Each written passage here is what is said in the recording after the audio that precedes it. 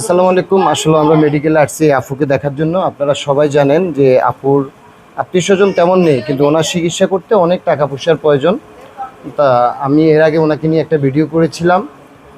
তো অনেক ভাই কমেন্ট করেছে, ওনার কি অবস্থা কেমন জানতে চেয়েছে। আসলে আপুর উনি নিজেই ডেলি কাজ করে, ওনার ছেলে সন্তানগুলো মানুষ করার জন্য উনি অনেক পরিশ্রম করে যাচ্ছে।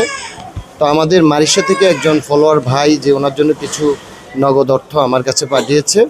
তো আমরা আমাদের পেজের ওনার টাকাটা ওনাকে হস্তান্তর করতেছি। মাত্র 1000 টাকা উনি পাঠিয়েছে, আর আমাদের রফিক ভাই উনি 1000 টাকা দিয়েছে।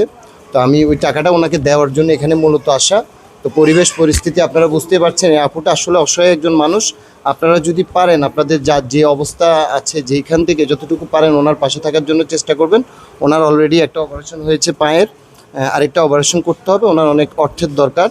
এর আগে ভিডিওটা করার কারণে আপনারা ওনাকে সহযোগিতা করতে চেয়েছেন। আপনাদের সেই টাকাটা আমি ওনার হাতে বুঝিয়ে দিচ্ছি। রফিক ভাই আপনাকে 1000 টাকা দিয়েছে, আর মারিশা থেকে একজন ভদ্রলোক, আমার ভাই নাম বলতে নিষেধ করছে, উনি আপনাকে 1000 টাকা দিয়েছে। টাকাটা একটু আপনি বুঝে নেন।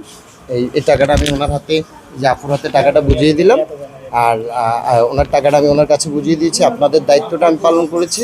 তা আজকের জন্য বিদায় নিচ্ছি। ভিডিওটা ভালো লাগলে সবাই শেয়ার করে দেবেন, আর ওনার পাশে থাকার জন্য অনুরোধ জানাচ্ছি। আসসালামু আলাইকুম।